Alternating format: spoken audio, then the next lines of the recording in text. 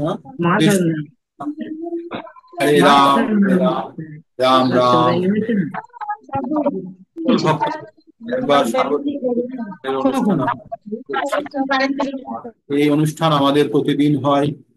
আশা করি আপনাদের ভালো লাগে, যাদের ভালো লাগে না তারা মানে সুঝাও দেবেন বা ইয়ে দেবেন, কি বলি ওটাকে, আপনারা আপনাদের মত জানাবেন যাতে এটাকে আরো ভালোভাবে তৈরি করা হয়। এই প্রোগ্রামটা আপনাদের জন্যই। আর জানবেন যে আপনাদের পার্টিসিপেশনটাই এই প্রোগ্রামটাকে জীবিত করে রেখেছে, না হলে এই প্রোগ্রাম জীবিত থাকতে পারবে না। তাই আপনাদের প্রত্যেকের দান অপরিসীম বা পার্টিসিপেশন অপরিসীম। তাই আপনারা সকলে যে ভগবত ভক্তির পথে এগিয়ে চলছেন, এটা খুব বড় কথা। তা ভগবানের অসীম কৃপা ছাড়া সম্ভব নয়। তো আমরা প্রথমেই ভগবানকে একবার স্মরণ করে নেব। ওম নমো ভগবতে বাসুদেবায়। ওম নমো ভগবতে বাসুদেবায়। ওম নমো ভগবতে বাসুদেবায়।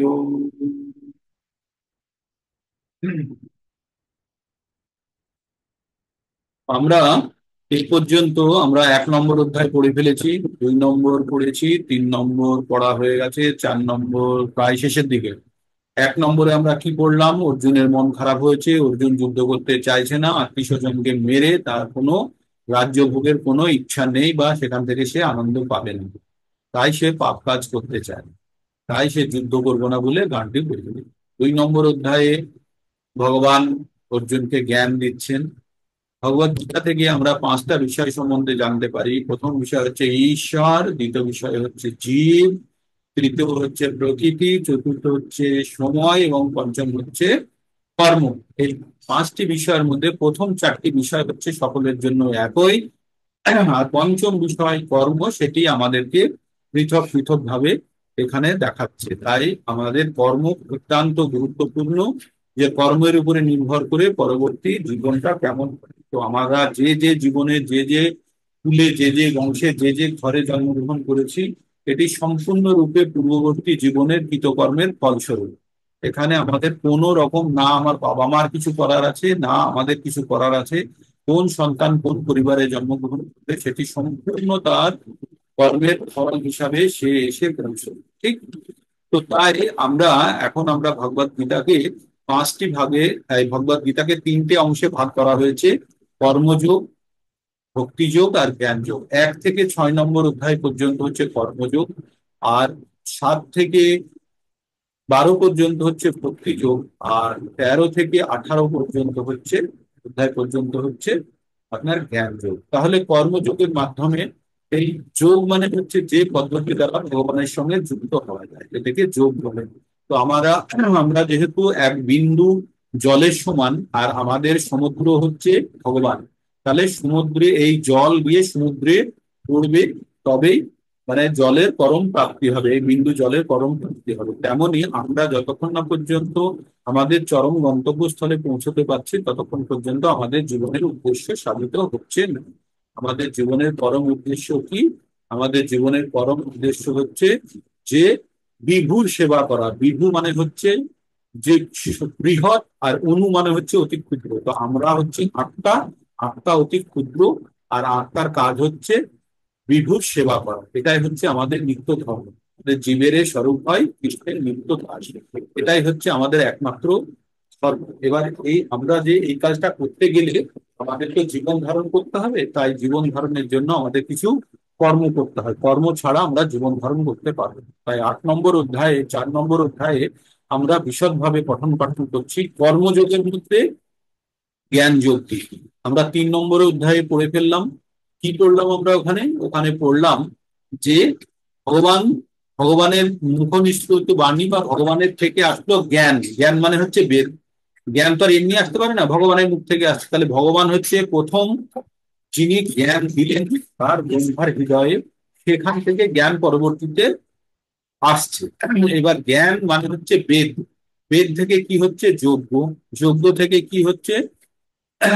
বেদ থেকে হচ্ছে আমরা জ্ঞান পেলাম, ওই জ্ঞান থেকে আমরা কর্ম, কর্ম থেকে হলো যজ্ঞ, যজ্ঞ থেকে হলো কি বৃষ্টি, বৃষ্টি থেকে হলো অন্নাদি, অন্নাদি থেকে হলো আমাদের জীবন ধারণ। তো এইভাবে আমাদের চক্র চলছে। তো এখানে আমাদের কর্মের সঙ্গে এই যজ্ঞের সম্পর্কটা অত্যন্ত নিবিড়, তাই না? আমরা প্রথমে যখন ভগবদ গীতার 4 নম্বর অধ্যায় শুরু করেছিলাম, তখন ভগবান এই ভগবদ গীতার জ্ঞান কিভাবে পরম্পরাগত ভাবে আসছে সেটা ভগবান বলতে শুরু করেছিলেন। তো এখানে তিনি বিভিন্ন জিনিস বলেছেন, যে মানুষের বুদ্ধিমত্তার ক্ষমতা অনুযায়ী তিনি 4টে বর্ণে ভাগ করেছেন। যাদের বুদ্ধি অনেক বেশি তাদেরকে উচ্চ শ্রেণীতে রেখেছেন, যাদের বুদ্ধি একটু কম তার থেকে নিম্ন, এইভাবে 4টি শ্রেণীতে ভাগ করা হয়েছে। ইভেন আমরা আজকে দুনিয়াতে এই ভাগ আমরা দেখতে পাই আমাদের কর্পোরেট দুনিয়াতেও, যেখানে আমরা বা কোনো অফিস আদালতে একজন ম্যানেজার থাকেন, একজন অফিসার থাকেন, ক্লার্ক থাকেন, তারপরে চতুর্থ শ্রেণীর কর্মী থাকেন, মানে বিভিন্ন রকমের ভাবে ভাগ করা হয়েছে। তো এটা এটা কিভাবে ভাগ করা হলো? এটা হলো যে যার যেমন কোয়ালিফিকেশন এবং যার যেমন যোগ্যতা সেই অনুযায়ী ভাগ করা হয়, তাই না? একটা ব্যাংকে গেলে দেখবেন আলাদা আলাদা পর্যায়ে ব্যক্তিত্বরা আলাদা আলাদা কার্য করে। তেমনই আমাদের সমাজেও এইরকম বুদ্ধিমত্তার উপরে ভাগ করে ব্রাহ্মণ, ক্ষত্রিয়, বৈশ্য, শূদ্র বানানো হয়েছিল সম্পূর্ণ গুণ আর কর্মের ভিত্তিতে, নাকি জন্মগত ভাবে। তো তারপরে ভগবান এই বুদ্ধির প্রকাশ বাড়ানোর জন্য বিভিন্ন রকমের তিনি কথা বলেছেন। তার মধ্যে বলেছেন আমাদের বুদ্ধি, আমাদের জ্ঞান আমাদের প্রত্যেকের মধ্যে আছে, কিন্তু এটা আবৃত হয়ে আছে। তাই জ্ঞানকে যতক্ষণ না পর্যন্ত অনাবৃত করছি ততক্ষণ পর্যন্ত আমরা কিন্তু আমাদের প্রকৃত প্রকৃত স্বরূপ জানতে পারবো। তাই আমরা ভগবদ গীতা পাঠের মাধ্যমে আমরা সেই জ্ঞান লাভের চেষ্টা করছি, হ্যাঁ, যাতে আমাদের জ্ঞানটা অনাবৃত হয়, যাতে আবৃত না থাকে। তো এখানে যজ্ঞের জন্য ভগবান যে এখানে যে কর্মের সঙ্গে যজ্ঞের সম্পর্কর ব্যাপারে এখানে অনেকগুলি যজ্ঞের কথা বলা হয়েছে। 26 নম্বর থেকে 33 নম্বর শ্লোক পর্যন্ত শুধু যজ্ঞের কথাই বলেছেন ভগবান, হ্যাঁ?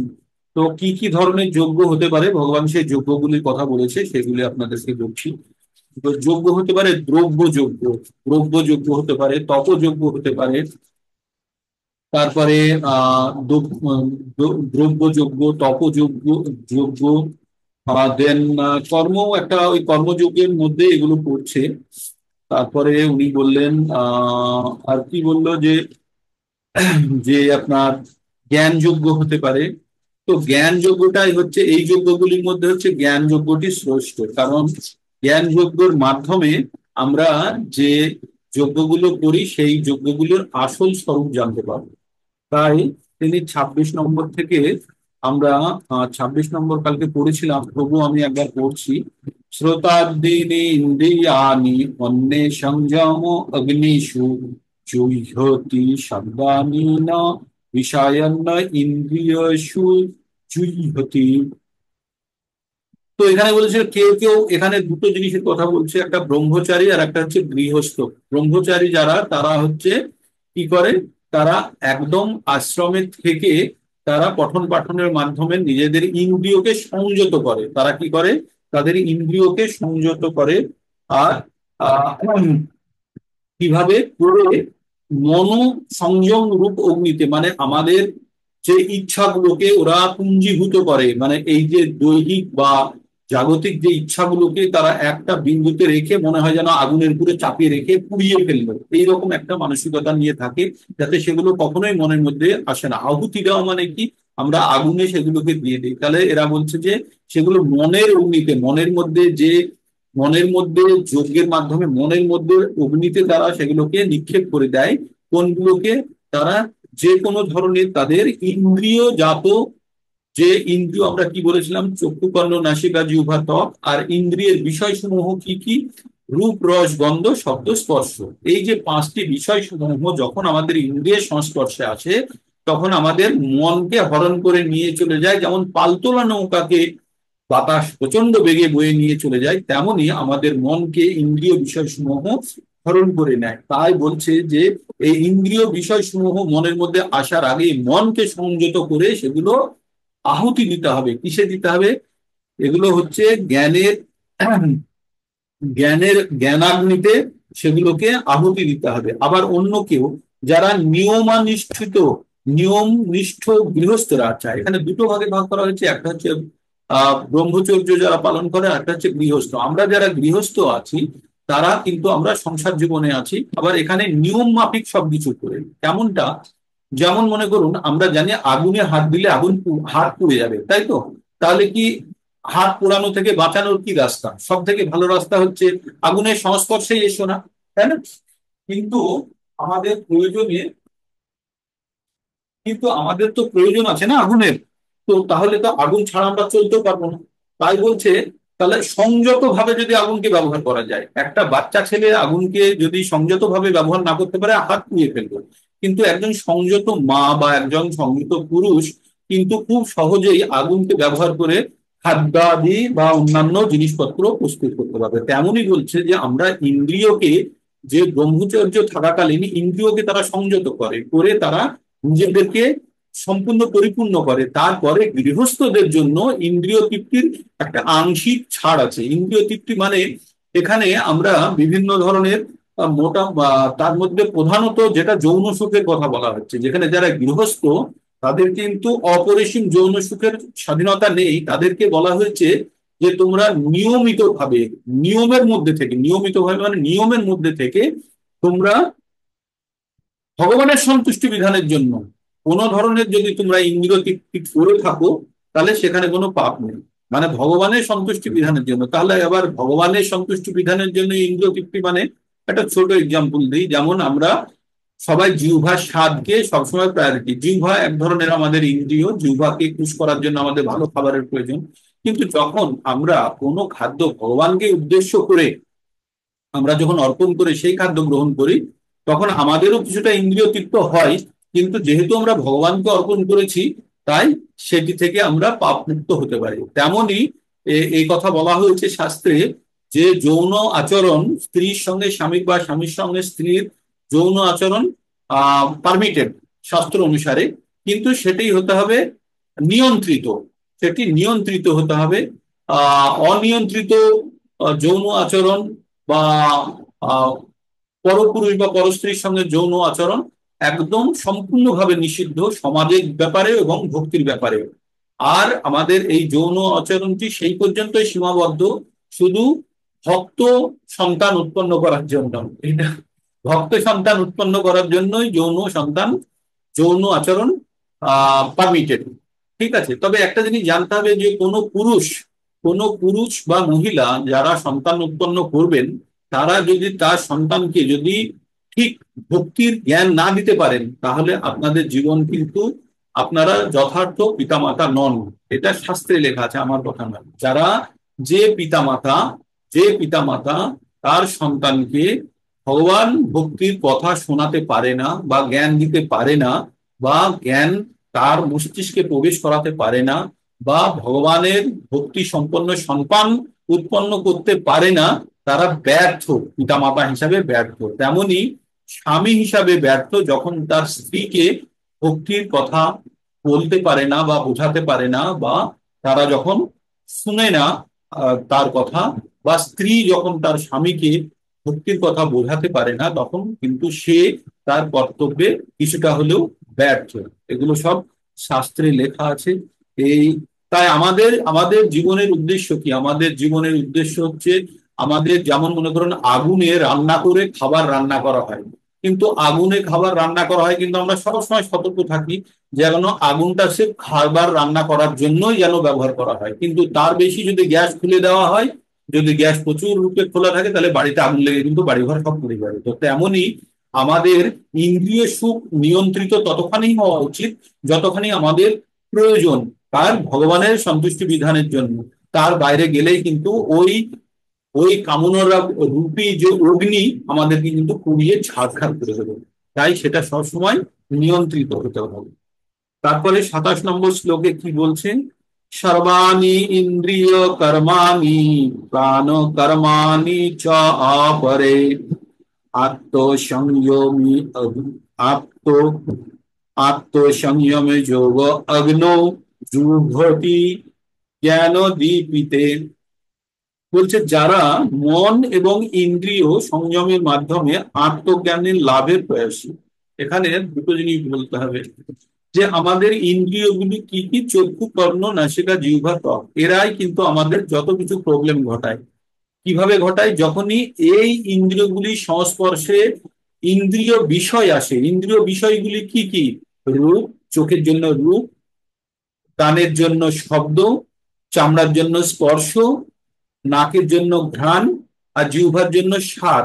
এই বিষয়সমূহ যখন আমাদের এই ইন্দ্রিয়গুলির সংস্পর্শে আসে তখন ইন্দ্রিয়গুলি বিচলিত হয়ে যায়।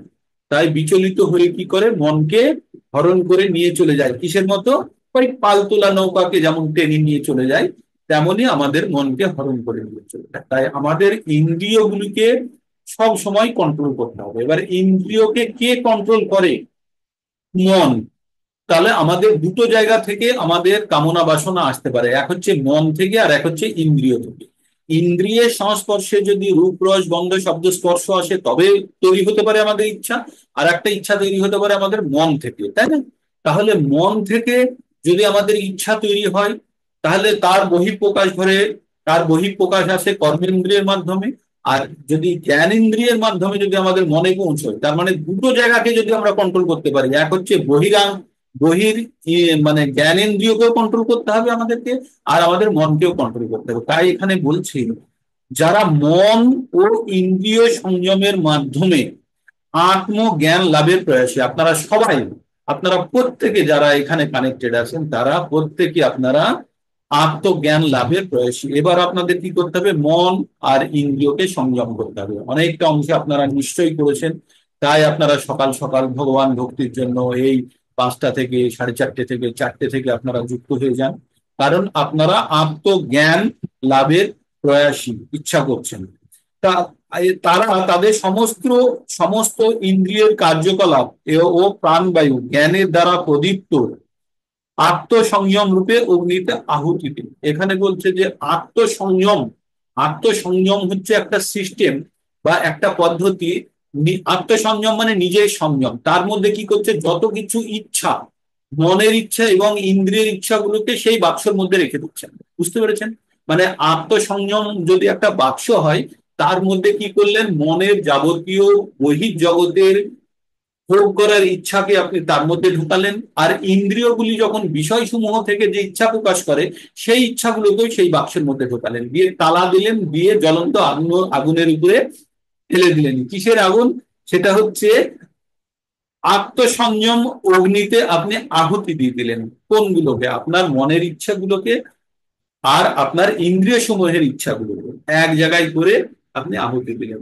তখন কি হবে, তখন আপনার আপনার তখন আর মন আর ইন্দ্রিয় সমূহ আপনাকে আর ভক্তির পথ থেকে বিচলিত করতে পারবে। তো একজন পতঞ্জলি বলে বিখ্যাত যোগী ছিলেন, তিনি বিভিন্ন অষ্টাঙ্গ যোগের পদ্ধতি দিয়েছেন। তাই তিনি দুটো পদ্ধতির এখানে কথা বলছেন। এই শ্লোকে পতঞ্জলি প্রণীত যোগ পদ্ধতির কথা বলা হয়েছে। পতঞ্জলির যোগী সূত্রে আত্মাকে প্রত্যাগাত্মা আর পরজ্ঞাত্মা নামে অভিহিত করেছেন। আত্মা যখন ইন্দ্রিয় সুখ ভোগের প্রতি আসক্ত থাকে, আত্মা যখন ইন্দ্রিয় সুখ ভোগের প্রতি আসক্ত থাকে তখন তাকে বলা হয় পরাগাত্মা। পরাগাত্মা। আর যখন ওই জীবাত্মা ইন্দ্রিয় সুখের প্রতি অনাসক্ত থাকে, আসক্তি রহিত হয়, তখন তাকে বলে প্রত্যাগাত্মা। তার মানে পরাগাত্মা মানে হচ্ছে যারা ইন্দ্রিয় সুখের প্রতি আসক্ত, আর প্রত্যাগাত্মা মানে ইন্দ্রিয় সুখের প্রতি যারা আসক্তি রহিত। তো এইভাবে আমাদের যে ভিতরে 10 রকমের বায়ু আছে, কি আছে, 10 রকমের বায়ু আছে। তো সেই আহ এই প্রাণবায়ু, দেন বায়ু, মানে বিভিন্ন ধরনের বায়ুর নাম আছে, সমান বায়ু। তো এই বায়ুগুলোকে বিভিন্ন ভাবে কন্ট্রোল করে এই বায়ুর দ্বারা, যেমন আমরা প্রাণায়াম বলি না, রামদেব বাবা সকালে দেখাতো, সেটা একটা একটা পদ্ধতি। এটা পতঞ্জলি পীঠেরই, রামদেব বাবা যেটা করে সেটা পতঞ্জলি পীঠেরই। সে ফিজিক্যাল অ্যাক্টিভিটির মাধ্যমে নিজেকে কন্ট্রোল করার পদ্ধতির কথা বলে। ঠিক আছে? তো সে পদ্ধতি, বিভিন্ন পদ্ধতির কথা বলা হবে। তবে এই যে যোগের পদ্ধতি, অষ্টাঙ্গ যোগের পদ্ধতি, আমরা 6 নম্বর অধ্যায়ে আরো বিশদভাবে পঠন করবো। ঠিক? তো আমরা এগোতে থাকি। 28 নম্বরে এবার দ্রব্য যজ্ঞের কথা বলা হয়েছে, বিভিন্ন যজ্ঞের কথা বলা হয়েছে। আর যেমন তপযজ্ঞ বা দ্রব্য যজ্ঞ, জ্ঞান যজ্ঞ, বিভিন্ন যজ্ঞের কথা আপনাদের আগে বললাম। তো এখানে কি বলছে 28 নম্বর, দ্রব্য যজ্ঞা তপ যজ্ঞ যজ্ঞ যোগ যজ্ঞা তথা অপরে। কি বলছে? দ্রব্য যজ্ঞ, তপ যজ্ঞ, যোগ যোগ্য তথা পরে সাধ্যায় জ্ঞান যজ্ঞাশ্চ যতর সংসিত ব্রতা। বলছে কঠোর ব্রত, আমরা যে সাধনা করি কঠোর ব্রত করে, কেউ যখন বড় বড় উপোস মেরে দিই না আমরা, ওটাও একটা ব্রত। উপোস, কেউ কেউ দ্রব্য দান রূপ যজ্ঞ করেন, কেউ কেউ তপস্যা রূপ যজ্ঞ করেন, কেউ অষ্টাঙ্গ যোগ রূপ যজ্ঞ করেন, এবং অন্য অনেকে দিব্য জ্ঞান লাভের জন্য বেদ অধ্যয়ন রূপে যজ্ঞ করেন। তো এর বিভিন্ন যজ্ঞের কথা বলা হয়েছে। এবার একটা জিনিস জানতে হবে, বেদ কোথা থেকে আসলো। বেদ কোথা থেকে আসলো? বেদ আসলো ভগবান থেকে। ব্রহ্মার হৃদয়ে স্থাপন করলো জ্ঞান। বেদ মানে হচ্ছে জ্ঞান। জ্ঞান ভগবানের, ভগবান কাকে দিলেন? ব্রহ্মার হৃদয়ে। ব্রহ্মা এবার ওটা বললেন, ওখান থেকে নারদ মুনি, ব্যাসদেব সবাই ওখান থেকে জ্ঞানটি পেল। এবার ব্যাসদেব কি করলেন, যে লিপিবদ্ধ করলেন, করে বেদ রূপে প্রকাশ করে আমাদের মতো সকলের কাছে তো পৌঁছতে পারছিল না, তখন কি করলেন, প্রভুপাদ বা আরো যারা বিখ্যাত আচার্য আছে তারা সংক্ষিপ্ত সার হিসাবে বানিয়ে আমাদের মতো মূর্খের সামনে তুলে ধরলেন, যাতে আমরা সামান্য কিছু বুঝতে পারি। এবার ভগবান এক জায়গাতে খুব পরিষ্কার ভাবে বলেছে যে যদি কেউ বেদ পড়ে ফেলে, তাহলে বেদ পড়ে কি জানবে? বেদেশ্চ সর্বে অহমেব বেদ্য। কে বললেন? ভগবান বললেন যে বেদ পড়ে সে ভগবানকেই জানতে পারবে। তাহলে যে একজন, আপনি কে মনে করেন মনমোহন প্রভু মনে করেন একটা চিঠি লিখছে না, চিঠিতে সুন্দরভাবে একটা চিঠি লিখে পাঠিয়ে দিলেন। তো ওই চিঠিতে যা কিছু আছে তার থেকে মনমোহন প্রভুর মধ্যে বেশি আছে না চিঠিতে বেশি আছে? চিঠিতে খুব সামান্য জিনিসই থাকবে না, ও যতটুকু বলেছে সেইটুকুই চিঠির মধ্যে আছে, কিন্তু তার কাছে তো আরো প্রচুর জিনিস আছে। তাই বলছে যে ভগবানকে যে জেনে গেছে, তাহলে যদি আমি যদি মনমোহন প্রভুকে জেনে যাই, তাহলে আর চিঠিটা জানার আমার আর দরকার নেই। তেমনি বলছে বাড়িতে আপনার মনে করুন ছোট জলের টাব আছে, সেই জলের জল দিয়ে আপনার সব কাজ হয়ে যায়, তাহলে আপনার কাছে যদি জলের বড় ট্যাঙ্ক থাকে, সেই জলের বড় ট্যাঙ্ক দিয়েও তো ওই টাবের যে কাজটা হয় সে কাজটা হয়ে যাবে। আপনার কাছে যদি 1 কোটি টাকা থাকে, 1 কোটি টাকার মধ্যে কিন্তু 5 টাকা লুকিয়ে আছে, তাই না? তো 5 টাকা দিয়ে যে কাজটা করছিলেন, 1 কোটি টাকা দিয়েও ওই 5 টাকা বার করে 1 কোটি টাকা। তাই বলছে ভগবানকে যদি কেউ জেনে যায় বিভিন্ন ভাবে, তাহলে আর অন্য কোনো জ্ঞান তার কাছে আর জ্ঞানের কাজ করে না। তাই ভগবানকে জানার জন্য আমরা জ্ঞানের চর্চা করছি। কিভাবে ভগবানকে জানা যায়? ভগবানকে কিভাবে জানতে হবে? তার জন্ম কর্ম জানতে হবে। তাই ভগবান এক জায়গাতে বলছেন, জন্ম কর্ম চ মে দিব্যম এবং যো ব্যক্তি তত্ত্বতঃ তত্ত্বাদেহং পুনর্জন্ম নৈতি মামেতি সাহায্য। যে আমার জন্ম এবং কর্ম ঠিকভাবে জেনে গেছে, তাকে আর পুনর্জন্ম গ্রহণ করতে হয় না। তাই ভক্তিযোগের পন্থাতে প্রবেশ করার আগে ভক্তিযোগের ছোট ছোট করে একটা এন্ট্রির জায়গা তৈরি করছেন এখানে আমাদের আচার্য শ্রীল প্রভুপাদ। তিনি মোটামুটি সব থেকে বেশি ভক্তিযোগের উপরেই জোর দিয়েছেন। তাই সমস্ত জায়গাতে আপনারা যখনই টিকা টিপ্পনী পড়বেন, তখনই একটা জিনিস আপনারা দেখতে পাবেন যে উনি পারতপক্ষে আসল বিষয়টির ব্যাপারে কথা বলার চেষ্টা করেছেন। আসল বিষয়টি কি ভগবদ গীতার? সেটা হচ্ছে ভক্তিযোগ। আর ভক্তিযোগে পৌঁছানোর জন্য, সেই জন্য তিনি প্রত্যেকটা মুহূর্তে রাস্তাকে প্রশস্ত করার চেষ্টা করেছেন। তো তারপরে আমরা এবার চলে যাব কোথায়? আমরা চলে যাব 29 নম্বর শ্লোকে। এখানে বলছে অপানে জুহতি প্রাণং প্রাণেহ প্রাণং তথা পরে প্রাণা প্রাণ গতি রুদ্ধা প্রাণায়াম পরায়ণা অপরে নিয়তা আহারা প্রাণান প্রাণেষু জুহতি। কি বলছে? এই যে আপনার এটা হচ্ছে ওই প্রাণায়ামের উপরেই বলছে, যেগুলো আপনার প্রাণবায়ুকে কিভাবে কন্ট্রোল করে সমাধিতে পৌঁছানো যায়। তার অনুবাদটা পড়ি। যারা প্রাণায়াম চর্চায় আগ্রহী, প্রাণায়াম, প্রাণায়াম কি? নিয়ন্ত্রিত ভাবে আমাদের শ্বাস এবং প্রশ্বাসকে গ্রহণ করে শরীরের মধ্যে বিভিন্ন পরিবর্তন ঘটানো, যেটা পতঞ্জলি তার গ্রন্থের মধ্যে দিয়েছেন। তো আর যারা প্রাণ, এখানে লিখেছে যারা প্রাণায়াম চর্চায় আগ্রহী তারা অপান বায়ু আর প্রাণবায়ু, অপান বায়ুকে প্রাণবায়ুতে এবং প্রাণবায়ুকে অপান বায়ুতে আহুতি দিয়ে, প্রাণবায়ুকে অপান বায়ুতে আর অপান বায়ুকে প্রাণবায়ুতে আহুতি দিয়ে শেষে প্রাণ ও অপান বায়ুর গতিরোধে সমাধিস্থ হন। কেউ কেউ আবার আহার সংযম করে প্রাণবায়ুকে প্রাণবায়ুতে আহুতি দেন। এটা একটা প্রাণবায়ু আর অপান বায়ু আছে। আর আহুতি দিন মানে হচ্ছে এমন নয় যে সে নিঃশ্বাস বন্ধ করে মরে গেল, তা নয়। সে তার সমস্ত শরীরকে নিয়ন্ত্রিত করে সে ভগবানের সঙ্গে, যখন সে শরীরকে যখন নিয়ন্ত্রিত করে ফেলবে তখন মন আর ইন্দ্রিয় সমূহ সম্পূর্ণভাবে কন্ট্রোলে চলে আসবে। আর তখনই তার কোনো ধরনের বাইরের দ্বারা বিচলিত হবে না, তখনই সে সম্পূর্ণভাবে ভগবানের সঙ্গে কানেক্ট হতে পারবে।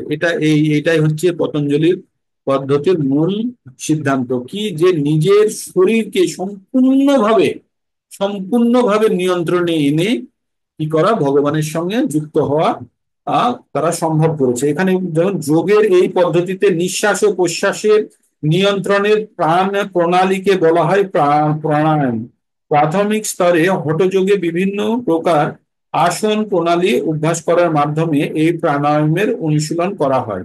ইন্দ্রিয়গুলিকে দমন করে পারমার্থিক উন্নতি সাধন করবার জন্য এই পদ্ধতির বিধান দেওয়া হয়েছে। মানে আমরা যে বলছিলাম না, মন আর ইন্দ্রিয় সমূহকে কন্ট্রোল করার জন্য বিভিন্ন জায়গায় আহুতি দিতে বলছিল, এখানে বায়ু, আমরা যে শ্বাস প্রশ্বাস নিই, আমরা রেগে গেলে আমরা দ্রুত শ্বাস নিই না, মানে রেগে গেলে খুব জোরে জোরে শ্বাস নিই, বা আমাদের মনে হয় না যে বিপি হাই হয়ে গেছে, অমুক হয়ে গেছে, তমুক হয়ে গেছে, আমরা বলি তো। তার মানে আমরা শ্বাস প্রশ্বাসের মাধ্যমেই কিন্তু আমাদের শরীরের পরিবর্তনগুলো ঘটে। তাই বলছে যদি শ্বাস নিয়ন্ত্রিত হয়ে যায় তাহলে কিন্তু ইন্দ্রিয় সমূহ এবং মন প্রকৃতপক্ষেই নিয়ন্ত্রিত থাকবে। এটা আরো বিস্তারিত দেওয়া আছে, যারা আরো পঠন করতে চান পঠন করতে পারেন। এখানে আরো বিস্তারিত, কিন্তু 6 নম্বর অধ্যায়ে গেলে আমরা এটার আরো বিস্তারিত করতে পারবো। কিন্তু ভগবদ গীতার একটা কথা বলা হয়েছে এখানে। এখানে বলা হচ্ছে যে 14/26, 14 নম্বর অধ্যায়ের 26 নম্বর শ্লোকে একটি কথা বলা হয়েছে, কি বলছে, মাং চ অজ অব্যভিচারে ন ভক্তি যোগে ন সেবতে সগুণান সমতি তাই তান ব্রহ্ম ভূয়ায় কল্পতে।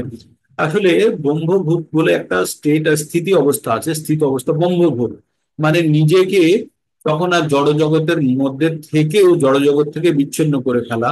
যখন সে কোনো কিছুতেই তার, আর এই যে স্থিতপ্রজ্ঞ অবস্থা, স্থিতপ্রজ্ঞরই এক ধরনের অবস্থাকে ব্রহ্মভূত বলা হয়।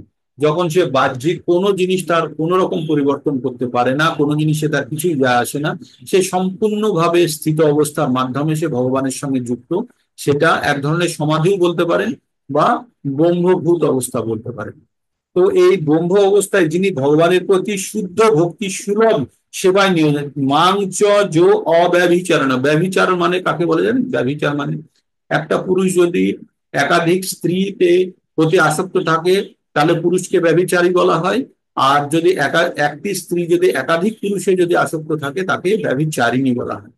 তো এখানে বলছে মাং চ যো অব্যভিচারেণ, মানে আমাকে যে অব্যভিচারেণ, ব্যভিচার মানে যারা অনেকজন অনেক দেব দেবতাতে যদি আপনি বিশ্বাস করেন তাহলেও সেটা একটি ব্যভিচারের পদ্ধতি। ভগবান ভগবান খুব কনজারভেটিভ, ভগবান খুব সংকীর্ণ ভাবে ভগবান বলছে, বলছে শুধু আমাকেই, মাম একম শরণম ব্রজ, বলছে শুধু আমাকেই তুমি স্মরণ করো, বাকি কাউকে কিচ্ছু করতে হবে না। তাই বলেছেন মাম একম শরণম ব্রজ। এখানেও তাই বলছে মাম চ যে অব্যভিচারে ন ভক্তি যোগে না সর্বতে, মানে ভগবান যে বলছে শুধু আমাতে, আমাতে শুধু যুক্ত হয়ে যে সবকিছু ত্যাগ করে শুধু আমাতে, না কি হাজার দেবতাতে ভক্তি করার একদম কথা বলেনি। ভগবান বলছে শুধু আমাতে তুমি সমর্পিত হয়ে যে সব,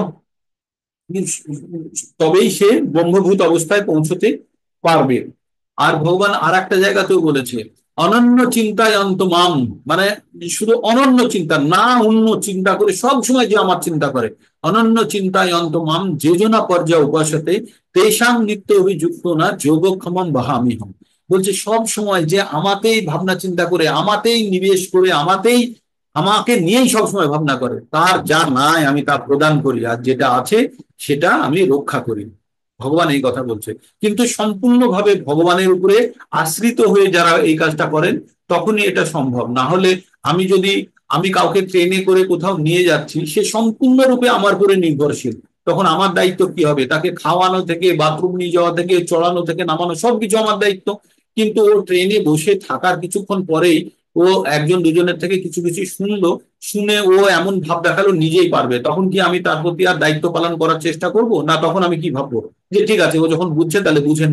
তাই না? আমার তার প্রতি মানে যে দায়িত্ব বা আমার তার প্রতি যে কর্তব্যের জায়গাটা একটু ঢিলা যেন পড়ে যাবে। তেমনি ভগবান বলছে যে তার ভগবানের উপরে যে সম্পূর্ণভাবে নির্ভরশীল, ভগবান তার যা নাই তা প্রদান করে, আর যে আছে সেটা তার রক্ষা করে। এগুলো কি? এগুলো আমাকে 3 কেজি চাল, 2 কেজি রেশন, 2 লিটার কেরোসিন বা 5 কেজি চিনি তা নয়। ভগবান কি দেয়? ভক্তি যোগ দেয়। তাই বলছে তেষাং নিত্য অভিযুক্ত না, তেষাং সতত যুক্ত নাং ভজতাং প্রীতি পূর্বকম দদামি বুদ্ধি যোগম তাম জ্ঞানু মায়ু পায়ন্তিতে। তাই ভগবান বলছে এইভাবে সবসময় যে আমার ভক্তিতে যুক্ত হয়ে আছে তাকে আমি কি করি? বুদ্ধি দিই। ওই যে যা নেই তা দিই, আমাদের কি নেই? আমাদের বুদ্ধি নেই, তাকে বুদ্ধি দিই। আর বুদ্ধিতে সে কি করে? সেই বুদ্ধির দ্বারা সে যেন আমার শরণাপন্ন হয়ে থেকে সে যেন আমার কাছে চলে আসতে পারে। আলটিমেটলি আমরা এই যে যেটাকে সুখভোগ ভাবছি, এটা অত্যন্ত নিকৃষ্ট শ্রেণীর সুখভোগ। আমরা যে আজকাল মনুষ্য সমাজে যেটাকে সুখভোগ ভাবি, মানব জীবন পেয়েছি আনন্দ করব না, এই যে আনন্দ করছি এটা অত্যন্ত নিকৃষ্ট শ্রেণীর সুখভোগ। মানে পশুরাও এই একই সুখ ভোগ করে থাকে, শুধু ওদের পদ্ধতিটা আলাদা, বাট একই রকম স্যাটিসফ্যাকশন, কোনো পার্থক্য নেই। ইভেন সামটাইমস আমাদের থেকে ওরা আরো ভালোভাবে সুখ ভোগ করে থাকে। তাই আহার, নিদ্রা, ভয়, মৈথুন, এই 4টে জিনিস পশুরা করে থাকে। আর আমরা এই 4টি পদ্ধতির মধ্যে যদি আমরাও সুখ ভোগ করতে চাই, তাহলে আমাদের আর পশুর মধ্যে কোনো পার্থক্য নেই। আমাদের কাছে তো ভগবান বুদ্ধি দিয়েছেন, তাই সেই বুদ্ধির দ্বারা কি করতে হবে? এই বুদ্ধির শুধু মানব জীবনে, শুধু শুধু শুধু মানব জীবনেই সম্ভব যে ভগবানের সঙ্গে যুক্ত হওয়ার পদ্ধতি। আমার বাড়িতে কুকুর আছে, রাস্তার কুকুর আছে, শিয়াল, কুকুর, বেড়াল, এরা কখনো ভগবত কথা শোনে না, কারণ এদের ক্ষমতা নেই। তাই আমাদের জীবন, মানব জীবনকে, আপনার কাছে যে সুবিধাটা আছে সেই সুবিধাটাকে কাজে লাগাবেন না। মনে করুন আপনার খুব প্রিয় অনুষ্ঠান হচ্ছে, কোনো প্রিয় অনুষ্ঠান হচ্ছে, সেটা টিভিতে দেখাচ্ছে, আপনার বাড়িতে টিভি আছে আর আপনি টিভি চালালেন না। আপনি কি ঠিক ব্যবহার করলেন? টিভিটা সৎ ব্যবহার করলেন? করলেন না। কিন্তু আপনার বাড়িতে যদি না থাকতো সেটা আলাদা কথা। তেমনি আপনি, আপনার এই মানব শরীরের কিছু বিশেষ কিছু কাজ করার ক্ষমতা আছে, আর আমরা সেটাকে আমরা ব্যবহার করলাম না, তাহলে আমরা কি হলাম? আমাদেরকে কি বলা হবে?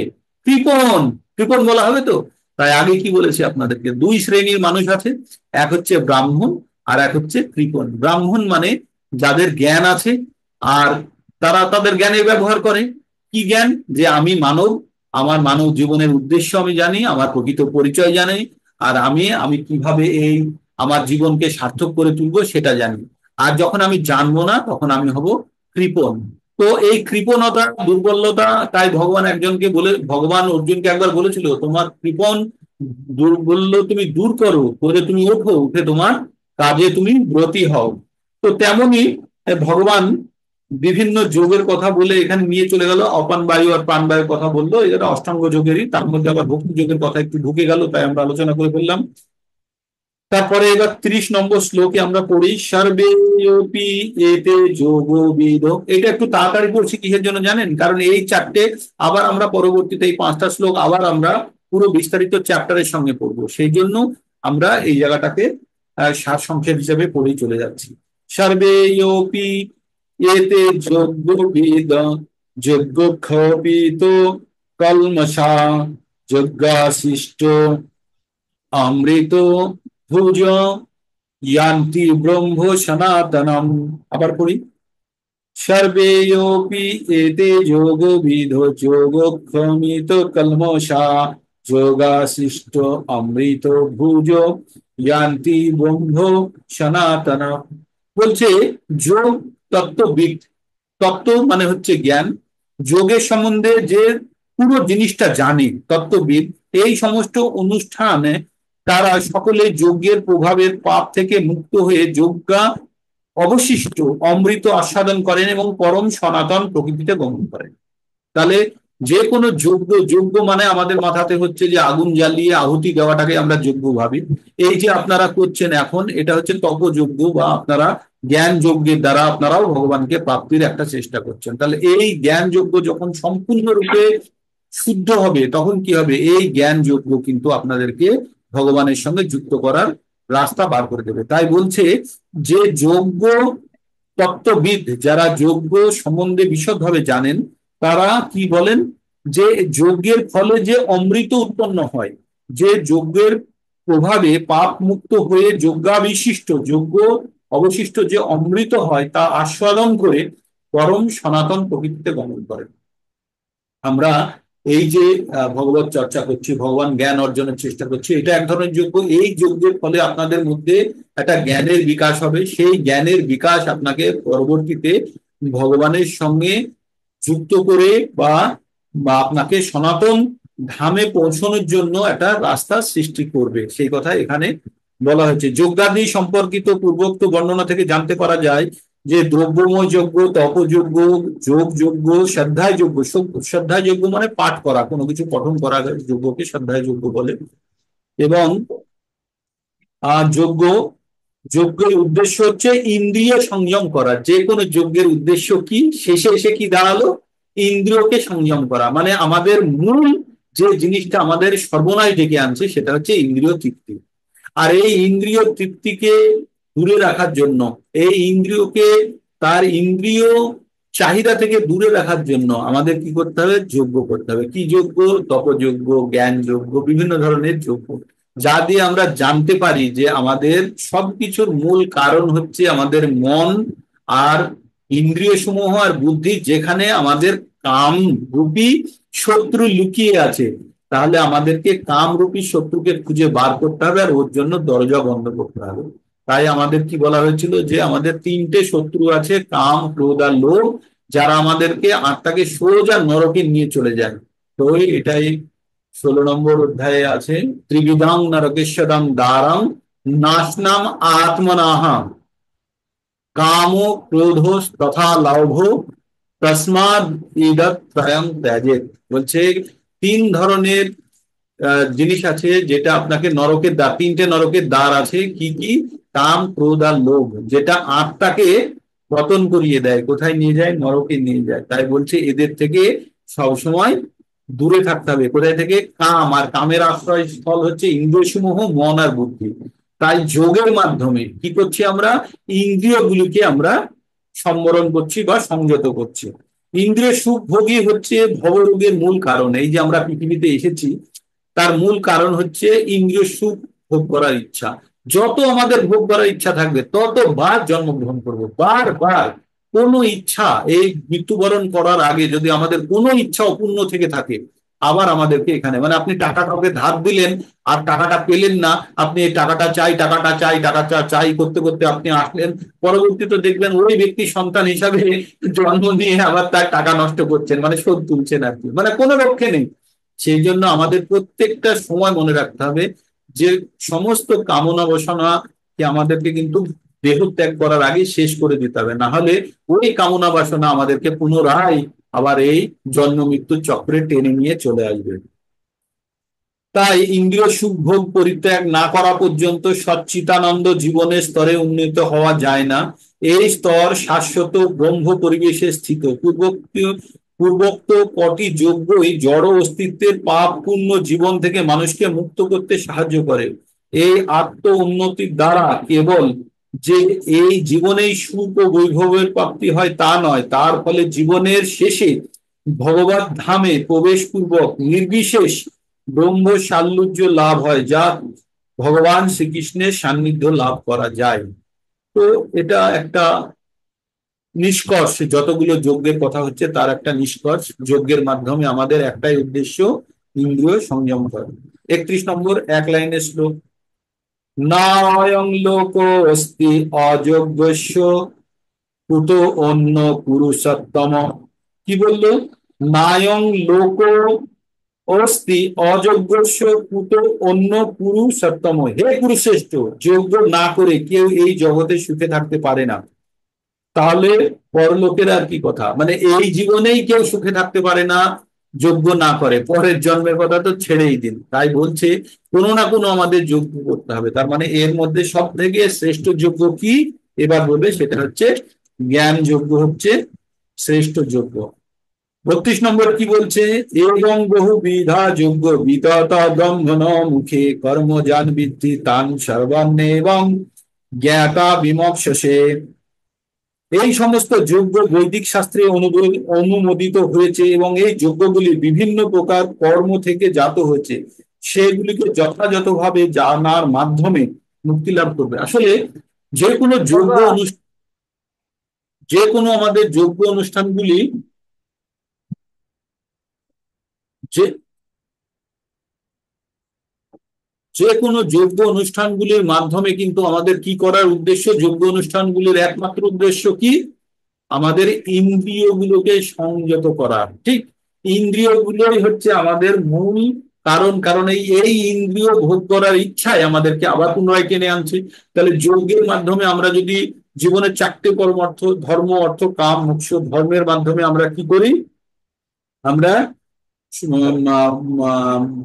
অর্থ ইনকাম করে তাতে আমাদের কামনা বাসনা পূর্ণ করি, করে আমরা মোক্ষ লাভের জন্য যাই। যদি আমরা ইন্দ্রিয় সুখ ভোগ থেকে আমাদের সম্পূর্ণ যদি ইন্দ্রিয় সুখ ভোগের ইচ্ছা পূর্ণ না হয়, তাহলে আমাদের কিন্তু পুনরায় আসতে হবে। তাই বলছে এই সমস্ত বৈদিক শাস্ত্রে অনুমোদিত হয়েছে, এই যজ্ঞগুলি বিভিন্ন প্রকার কর্ম থেকে জাত হয়েছে, সেগুলি যথাযথভাবে জানার মাধ্যমে তুমি মুক্তি লাভ করতে পারবে। তারপরে এবার 33 নম্বরে কি বলছে, শ্রেয়ান দ্রব্যম ইয়াদ যজ্ঞাত যজ্জাত জ্ঞান যজ্ঞ পরন্তপ সর্বকর্ম খিলম পার্থ জ্ঞান পরিসমাপ্যতে। এবার যেটা আগে বলছিলাম যে হে পরন্তপ, দ্রব্যযজ্ঞ থেকে জ্ঞান যজ্ঞ শ্রেষ্ঠ।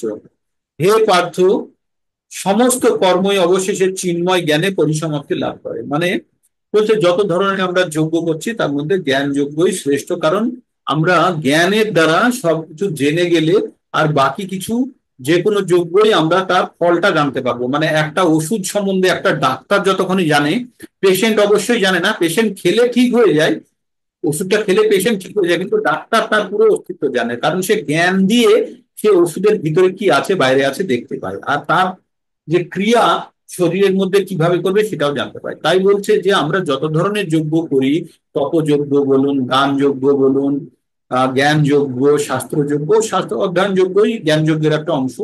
এই যজ্ঞগুলির মাধ্যমে আমরা কি করি, আমরা আমাদের জ্ঞানকে পরিপূর্ণ করে আমরা জানতে পারি যে আমাদের আমাদের কি করা উচিত নয়। তাই জ্ঞানযোগ্য সর্বশ্রেষ্ঠ, সেটাই এখানে বলেছে। আর এর মধ্যে জ্ঞানযজ্ঞের মধ্যে আমাদের একটা জ্ঞানযজ্ঞ আপনারা সকলেই করেছেন বা এখনো করেন, চারটে যে জিজ্ঞাসা, আমি কে, আমার অস্তিত্ব কি, আমি কোথা থেকে এসেছি, আর আমি কোথায় যাব। মানে হ্যাঁ, হ্যালো, কিছু বলছেন? হরে কৃষ্ণা। ওকে। তো আমরা এই চারটে যখন জিজ্ঞাসায় নিজেদেরকে আটকে ফেলেছি, তখন কিন্তু আমরা জানতে পারছি যে আমাদের জীবনের, আমরা কোথা থেকে এসেছি, আমি কে, আমার জীবনের উদ্দেশ্য কি, আর কোথায় যাব। এই চারটে জিনিস যখন জেনে গেছেন, তখন আপনারা জ্ঞান ও যজ্ঞে কিন্তু আপনারা যুক্ত হয়ে গেছেন। তো আজকে এই পর্যন্তই আমাদের থাকলো 33 নম্বর। এবার 34 নম্বর থেকে বাকি শ্লোকগুলো কালকে হয়ে যাবে। কিন্তু খুব গুরুত্বপূর্ণ জায়গাটা কাল থেকে শুরু হয়ে যাবে। আবার আরেকটা গুরুত্বপূর্ণ জায়গা আছে, খুব সুন্দর, মানে জ্ঞান কিভাবে অর্জন করা যায় তার পদ্ধতিগুলো বলা হবে। ঠিক আছে, ক্যামেরা অন করে নিন, একবার একটা স্ন্যাপ নিয়ে নিই, তারপরে আবার আমরা কারো যদি কোনো প্রশ্ন থাকে, কেমন লাগছে না লাগছে, আপনাদের ফিডব্যাক খুব গুরুত্বপূর্ণ আমার কাছে, প্রতিদিন বলি, আপনারা অবশ্যই ফিডব্যাকটা দেবেন। হুম, তো একবার ক্যামেরা অন করে নিন, একটা স্ন্যাপ শট নিয়ে নিই যারা যারা অন করতে পারবেন। আর হরে কৃষ্ণ হরে কৃষ্ণ, কৃষ্ণ কৃষ্ণ হরে হরে, হরে রাম হরে রাম, রাম রাম হরে হরে, হরে কৃষ্ণ কৃষ্ণ কৃষ্ণ হরে হরে, হরে রাম রাম রাম হরে, হরে কৃষ্ণ কৃষ্ণ কৃষ্ণ হরে হরে, হরে রাম রাম রাম হরে। ঠিক আছে, স্ন্যাপ হয়ে গেছে। আপনাদের ফিডব্যাক আমার কাছে